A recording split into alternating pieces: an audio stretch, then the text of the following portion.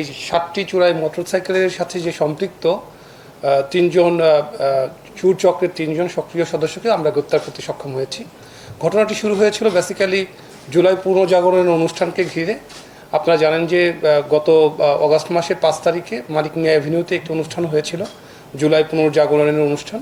সেখানে পুলিশ বক্সের ঠিক কাছেই একটি মোটরসাইকেল চুরি হয়ে যায় জনৈক ফাহাদ সাহেবের। তিনি শেরেবাংলা নগর থানায় একটি মামলা দায়ের করেন।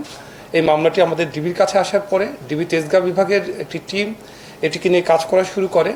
আমরা সিসি ফুটেজ থেকে শুরু করে বিভিন্নভাবে আমরা এটাকে ট্রেস করার চেষ্টা করি, কিন্তু বেসিক্যালি হচ্ছে যে যে ব্যক্তি এর সাথে জড়িত, সরাসরি জড়িত, বা যে ব্যক্তিটি খুব স্বল্প সময়ে আমরা যখন সিসি ফুটেজটি দেখেছি যে খুবই স্বল্প সময়ে সে মোটরসাইকেলের কাছে যাচ্ছে, এদিকে ওদিকে তাকাচ্ছে, তারপরে হচ্ছে তার কাছে কিছু মাস্টার কি আছে, সে অভিনব পন্থায় সে হচ্ছে মুহূর্তের মধ্যে সেটাকে স্টার্ট দিয়ে তার মনে হচ্ছে যে সে নিজের মোটরসাইকেলটি নিজে নিয়ে চলে যান। তো আমরা কয়েকদিন ধরে এটাকে নিয়ে কাজ করা শুরু করি। প্রথমে আমরা বিভিন্নভাবে গুগল অ্যাডভান্সের থেকে শুরু করে এই ছবির সাথে মিলে কি না, কোথাও আছে কি না, আমাদের যে সকল তথ্য প্রযুক্তির যে সকল কাজ আছে এই লোকটাকে চেনার চেষ্টা করি।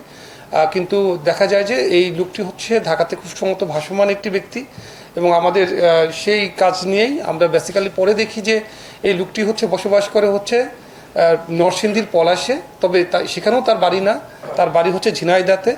তিনি একসময় এই চোর চক্রের কিছু সক্রিয় সদস্যদের সাথে থেকে এই মোটরসাইকেল চুরি করতে হয় কিভাবে সেটি তিনি জ্ঞানটিকে রপ্ত করেছেন। তারপর হচ্ছে মাঝখানে ৫ বছরের মতো তিনি এই কাজ থেকে তিনি নিজেকে বিরত রেখে অন্যান্য কাজ করেছেন, কখনো গার্মেন্টস শ্রমিক, কখনো নানাবিধ কাজ করেছেন। কিন্তু বিগত ৫-৬ মাস ধরে তিনি আবার নতুন করে তার পেশায় ফিরে গিয়েছেন, এবং তার কাছে মনে হয়েছে ঢাকার ভিতরে যদি সে কাজ করে তাহলে ঢাকার ভিতরে থেকে সিসি ফুটেজ বা বিভিন্ন মাধ্যমে তাদেরকে শনাক্ত করা খুবই সহজ হয়ে যায়। তার জন্য তিনি যেটা করেছেন, তিনি হচ্ছেন বাসা নিয়েছেন হচ্ছে পলাশের একটি জায়গাতে। সেখান থেকে তিনি গাড়িতে করে চলে আসেন সকালবেলা, এসে ঢাকা শহরে বিভিন্ন স্পটে তিনি ঘোরাঘুরি করেন। যখন যেখানে পায়, যেখানে জনসমাগম বেশি হয় কিংবা মোটরসাইকেল থাকে বা থাকতে পারে, সে সকল জায়গাতে সুযোগ বুঝে তিনি হচ্ছেন মোটরসাইকেলটি খুলেন এবং তাকে এই কাজে প্রত্যক্ষভাবে সাহায্য করেন। তারই এক বন্ধু আছেন, কাম সহযোগী, তার নাম হচ্ছে জাহিদ মাতুব্বর। তিনি আবার ঢাকাতে থাকেন, তিনি হচ্ছেন তাকে স্পটগুলো বলে দেন যে আজকে ওই জায়গাটায় আসেন, কালকে ওই জায়গাটায় আসেন, ইত্যাদি ইত্যাদি। তারা যেটা করে সেই মোটরসাইকেলগুলোকে নিয়ে তিনি মোটরসাইকেল চালিয়ে সোজা চলে যান হচ্ছে টাঙ্গাইলের মির্জাপুরে। তিনি মির্জাপুরের দীপু মালাকার বলে আরেক ভদ্রলোকের কাছে তিনি এটাকে হ্যান্ড ওভার করেন। দীপু মালাকার বেসিক্যালি হচ্ছে তাদের এই মোটরসাইকেলগুলো তিনি হচ্ছেন বিক্রি করে দেন, এবং হচ্ছে বিক্রি করার অর্থগুলো তাকে হচ্ছে বিভিন্নভাবে বিকাশ কিংবা কখনো নগদ অর্থের নগদ হাতে টাকাগুলো তাকে পেমেন্ট করে। তো আমরা তখন হচ্ছে চাঁদ মিয়াকে খুঁজে পাওয়ার পরে তাকে ধরার পরে তিনি স্বীকার করেন যে হ্যাঁ তিনি এই কাজটি করেছেন।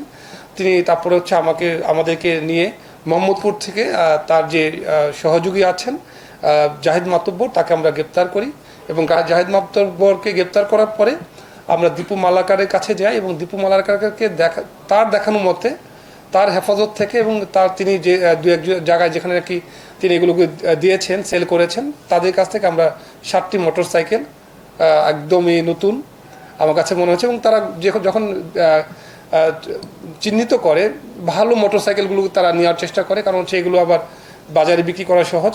তবে বাজারে যখন তারা বিক্রি করে এর দাম কিন্তু অনেক কম। তারা জিজ্ঞেস করলো, আমরা যখন দীপুকে জিজ্ঞেস করেছিলাম তখন সে বলেছেন যে 2 লক্ষ টাকার মোটরসাইকেল তারা হচ্ছে 50,000 বা 60,000 টাকাতেও বিক্রি করে দেন।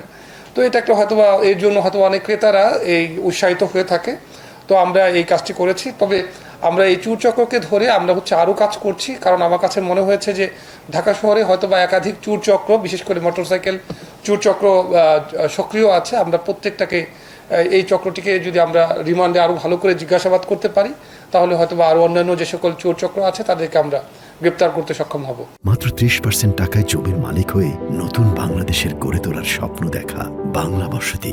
আমার কাছে মনে হয়েছে যে প্রত্যন্ত এলাকাতে হয়তোবা তারা এই পুরো বিষয়টাকে রেজিস্ট্রেশনের যে আওতাভুক্ত করা দরকার, মোটরসাইকেলে যে রেজিস্ট্রেশন করে যে মোটরসাইকেল চালাতে হবে, আমার কাছে মনে হয় যে প্রত্যন্ত এলাকার লোকজনরা হয়তোবা সেটাকে খুব বেশি আমলে নেয় না। ফলে তারা সস্তা মোটরসাইকেল পাচ্ছে, এটাকে তারা গুরুত্বপূর্ণ মনে করেন বেশি। ফলে এই দীপু মালাকার আমাদের কাছে যেটা বলেছেন, তার কাছে হচ্ছে যারা নাকি স্টুডেন্ট যারা আছে, যারা সস্তায় মোটরসাইকেলটি পেতে চান, কিংবা তারা মনে করেন যে তারা শুধুমাত্র লোকাল এলাকাতেই চালাবেন, কখনো শহরে যাবেন না, এই রেজিস্ট্রেশনটা তারা হয়তো বা ওই সময়টা ওইভাবে করে না। আর কখনো যদি করতে হয় তখন তারা একটা ফেক ডকুমেন্টস তারা তৈরি করে দিতেন, যে ফেক হিসাবে তারা নিজেদেরকে ক্লেম করতো এই গাড়িটা আমাদের কাছে কেনা আছে। দীপু মালাকারের নিজের একটি মোটরসাইকেল গ্যারেজও আছে। তিনি আমাদের কাছে স্বীকারও করেছেন যে কিছু মোটরসাইকেল যেগুলো একটু মানে পার্টস খুলে খুলে বিক্রি করে ফেলা, তিনি কিছু পার্টস খুলে খুলে বিভিন্ন গাড়িতে লাগিয়ে দিয়েছেন।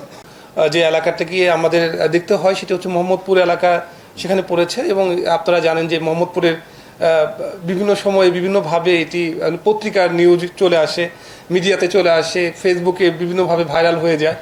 তো আমরা কিন্তু গত মাসেও কিন্তু এখানে আপনার যে পুলিশের উপরে যে অ্যাসাল্টটি হয়েছিল, সেখানকার মূল আসামিদেরকে আমরা গ্রেপ্তার করে দিয়েছি। তবে মামলাটি কিন্তু আবার হচ্ছে মোহাম্মদপুর থানাতেই কিন্তু তারা এখনও দেখাশোনা করছে। তারপর হচ্ছে দুইটি গ্রুপের মধ্যে মাদক নিয়ে বা আদাবর থানাতে মাদক নিয়ে বা মাদকের আধিপত্য বিস্তার নিয়ে তারা হচ্ছে মারামারি করেছিল, সেখানে কিন্তু আমরা কিন্তু একেবারে চাপাতি সহকারে প্রায় হচ্ছে 5-6 জনকে আমরা গ্রেপ্তার করে দিয়েছিলাম। গতকালকে রাত্রে আমরা হচ্ছে আপনাদের বুড়িগঙ্গা ফিলিং স্টেশনে যে ঘটনাটি ঘটেছে, সেই ঘটনার সাথে আসামি এজাহার নামীয় আসামি 5 এবং 7কে আমরা কিন্তু গ্রেপ্তার করে মোহাম্মদপুর থানাতে কিন্তু হস্তান্তর করেছি। তো পুরোপুরি যে প্রক্রিয়াতে আপনারা বুঝতে পারছেন যে আমরা কিন্তু ডিবি সবসময় হচ্ছে সজাগ এবং সচেতন আছি। যে কোনো বিষয়গুলো কিন্তু আমরা খুবই সিরিয়াসলি নিই, এবং হচ্ছে আমরা কিন্তু আমাদের মূল কাজটি কিন্তু আমাদের নিজেদের অন্যান্য অনেক কাজ থাকে, তার সাথে কিন্তু আমরা আমাদের যে থানা পুলিশ আছে তাদেরকেও কিন্তু তাদের বিভিন্ন কাজে আসামি গ্রেপ্তারের ক্ষেত্রে কিন্তু আমরা সহায়তা করে থাকি। তো আপনারা বোধহয় খুব সম্ভবত যদি ইয়েকে জিজ্ঞেস করেন, তারা বোধহয় একেবারে সঠিক হিসাবটি বলতে পারবে।